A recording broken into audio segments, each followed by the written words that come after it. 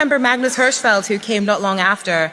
And here's a guy in the late 1800s who was campaigning for the decriminalization of homosexuality and even talking about asexuality, transgender rights, suggesting that queerness exists in every culture, and he wanted to decriminalize abortion, and he joined feminist organizations and even criticized the hypersexualization of black women under white supremacy. And of course he was deemed as being way too leftist. For the time, he was violently attacked, his works were burned by Nazis, and he was exiled. And it was too woke, apparently, and if he said that now, it would probably still be considered as being too woke over 100 years later.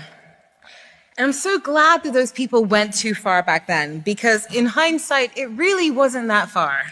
And they made undeniable contributions to how we understand the world now. But so many issues that they were tackling then are still hardly addressed issues in modern times. How can wokeness go too far when it's still just a conversation?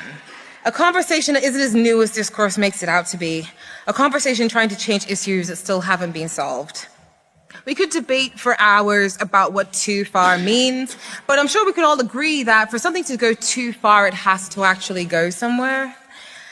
And I mean, we live in a society where the wealth divide is widening, even more so for ethnic minorities and women.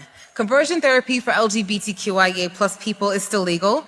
Trans people are waiting up to 3 years for a first appointment at a gender clinic.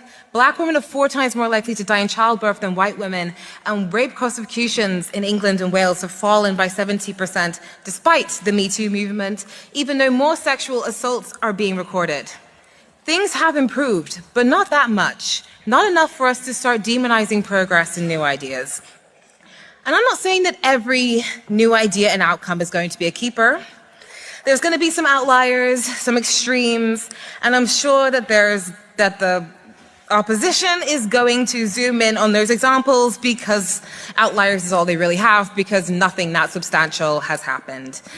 And I'm not saying that your average woke kid on TikTok is going to be the next Simone de Beauvoir, and I'm not saying that the next woke hot take on Twitter, if Twitter's still around, will be revered like the works of Aristotle. But even Aristotle had some bad ideas, and so did Simone de Beauvoir, for being honest. And it's okay to not be into everything, but trying to stifle progress out of the fear that it's going to go too far means that we're not going to go anywhere at all. And as a believer in evolution, I believe that we shouldn't stop evolving as a culture and as a society.